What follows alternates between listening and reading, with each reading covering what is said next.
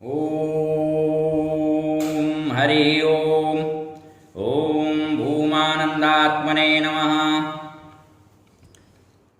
अयोध्या स्थित कालकुलालय के इस लोकोपकारक स्वस्तिप्रद सारस्वत समारोह में आप सभी श्रोताओं का हार्दिक अभिनंदन है। इधर कई दिनों से धनागम के लिए जितने जो भी उपाय संभव हो सकते हैं और मेरी जानकारी में थे, उन सबको मैं क्रमशः आप लोगों के सम्मुख प्रस्तुत करता आ रहा हूं। उसी क्रम में आपको हम बता दें कि धनागम हेतु यक्षिणियों की भी साधना का विधान तंत्र ग्रंथों में प्राप्त होता है। यक्ष जात की देवी को यक्षिणी कहा जाता है। सामान्यतया 28 यक्षिणियां विशेष रूप से उल्लेखनीय हैं, उनमें भी 8 प्रमुख हैं। वैसे तो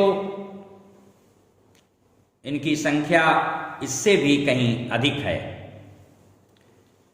प्रत्येक यक्षिणी एक विशेष प्रभाव क्षमता से सुसंपन्न होती है। उनमें कतिपय यक्षिणियां विशेष रूप से वैभव धन प्रदायिनी होती हैं।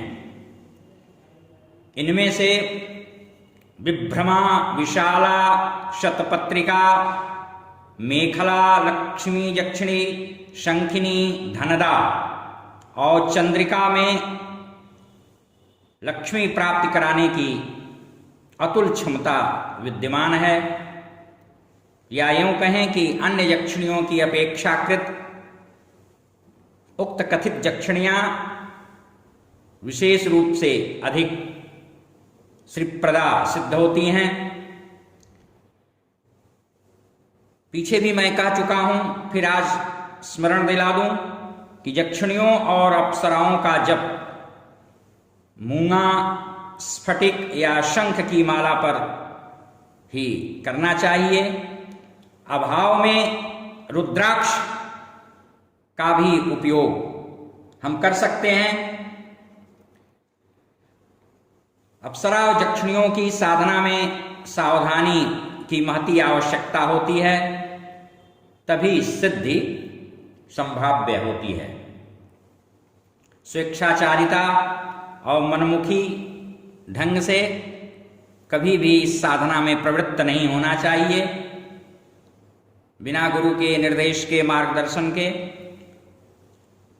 स्वेच्छा से आप यक्षिणियों को माता, भगिनी, स्त्री, पुत्री का संबोधन दे करके उनका ध्यान करते हुए जप करें। यही इसका शास्त्रोचित विधान है। निरामिष भोजी रहना चाहिए। तांबूल का भी भक्षण न करें। मृगछाला या ऊन या कंबलासन पर बैठें और किसी को कभी अपने शरीर से स्पर्श न तो करें न करने दें। नित्य क्रिया करके निर्जन स्थान या निर्धारित निश्चित निर्देशित पीठ पर ही आप पुरस्चरण या जप करें, तब तक जब तक कि प्रत्यक्ष होकर मनोवांछित वर न मिल जाए। निरंतर बराबर जप करते रहें, अनवरत। कतिपय यक्षिणियों का निर्भय और मौन होकर के श्मशान में 2 लक्ष यानी 2 लाख मंत्र का जप किया जाता है और उसका दशांश गुग्गुल गोघृत मिश्रित हवन सामग्री से हवन, तर्पण, फिर पुनः मार्जन का कार्य किया जाता है। और यह नियम लगभग सभी यक्षिणियों की साधनाओं में लागू होता है। यह अलग है कि न्यूनाधिक के रूप से। लक्ष्मी यक्षिणी की साधना आप अपने घर के शून्य कक्ष में करें। कनेर के पुष्पों से अर्चना नित्य करना चाहिए और 1 लक्ष यानी 1 लाख जप के पश्चात दशांश हवनादि करना चाहिए। साधना काल में लाल वस्त्र धारण करें और मूंगे की माला या कमलगट्टे की माला पर भी, जिसे कमलाक्ष कहते हैं, उस पर भी जप किया जा सकता है। लक्ष्मी है। ऐसे ही पद्मिनी यक्षिणी का भी विधान है। धन है। लक्ष्मी और कमलात्मिका की यक्षिणी धनदा प्रचुर प्रभावकारी कही गई हैं। इन्हें कमला यक्षिणी भी कहते हैं। विधिवत सपाद लक्ष्य अर्थात 1.25 लाख जप करने पर यह देवी धनदा धनदायिनी सिद्ध हो जाती हैं और साधक को अन्य सिद्धियां भी प्रदान करती हैं। यह अतुल संपत्ति प्रदा हैं।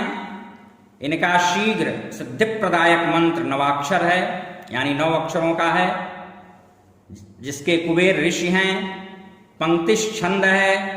सर्वार्थ सिद्ध्यर्थ धनदा देवी का विनियोग जप किया जाता है और माया बीज से इनका करन्यास हृदयन्यास कर लेना चाहिए। फिर ध्यान और पूजन का क्रम संपादित किया जाता है। इन चिदस्वरूपिणी देवी का अपने स्वरूप में भावना करके मानसोपचार पूजन भी साधक को नित्य करना चाहिए। इनका ध्यान इस प्रकार है। धनदा देवी के शरीर की कांति निर्मल है, श्वेत वर्ण है, रक्त वस्त्रों से परिलसित हैं, वलयित हैं, चतुर्भुजी हैं। 2 हाथों में सोने के 2 पद्म यानी स्वर्ण पद्म कमल शोभायमान हैं और 2 हाथों से अभय वर मुद्रा प्रदान कर रही हैं। एक में अंकुश भी विद्यमान है। यह देवी रत्न जटित कुंडल स्वर्ण कुंडल को धारण करके शोभायमान हो रही हैं। साधक को सदा सब प्रकार के इच्छानुसार फल प्रदान करती हैं। त्रिनेत्रा हैं। इनके गले में सर्पों की माला सुशोभित हो रही है। भयहारिणी हैं। पाप विनाशिनी देवी को सादर करबद्ध प्रणमांजलि समर्पित करने के पश्चात जब प्रारंभ करना चाहिए। तत्पश्चात अर्घ्य स्थापन करके धेनु और योनि मुद्रा का प्रदर्शन भी करना चाहिए। पीठ पूजन करके मंत्र का हम शुभारंभ करें। आधार शक्ति से पद्मासन तक पीठ देवताओं के नाम के आदि में प्रणव और अंत में नमः शब्द का योग करके हमें पूजन संपन्न करना चाहिए।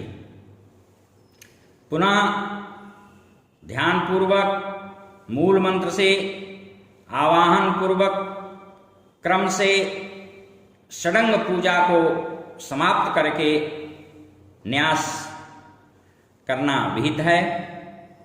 पूजन द्रव्यों को नाम मंत्र से चतुर्थ्यंत उच्चारण करके समस्त द्रव्यों को देवी के सम्मुख समर्पित कर देना चाहिए।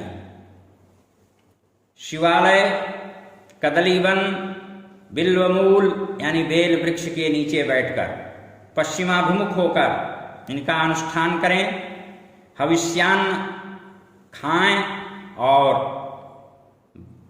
अनुष्ठान पुरस्चरण काल में ब्रह्मचर्य व्रत का पूरी निष्ठा के साथ पालन करें, कठोरता पूर्वक। यदि हो सके तो प्रतिदिन 100 पाठ करें अथवा यथाशक्ति संयत होकर के। संवत यानी 1 वर्ष में इनकी कृपा वृष्टि होने लगती है। यह धनदा लक्ष्मी स्तोत्र का विधान है। इसमें कुल मात्र 21 श्लोक उपनिबद्ध हैं, ग्रथित हैं। धनदा स्तोत्र भी है, इसका 11,000 पाठ करके पुरस्चरण कर लेना चाहिए। तत्पश्चात प्रतिदिन एक पाठ करते रहने से धनागम के सभी मार्ग प्रशस्त होने लगते हैं, खुलने लगते हैं।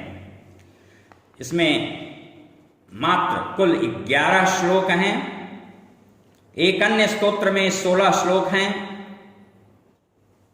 धनदा यक्षिणी के कवच का भी पाठ पूजन जप प्रारंभ करने के पहले और अंत में कर लें तो अधिक अच्छा, नहीं तो आदि अंत में से एक बार ही सही, लेकिन उस कवच का भी पाठ अवश्य कर लेना चाहिए। कवच का पाठ कर लेने से साधक की रक्षा होती है और कोई नकारात्मक प्रभाव उसके शरीर पर, उसके मन मस्तिष्क पर नहीं पड़ने पाता है। इसलिए कवच का पाठ बहुत ही आवश्यक होता है किसी भी साधना में उस देवी देवता का। हरि ओम। शांति शांति शांति।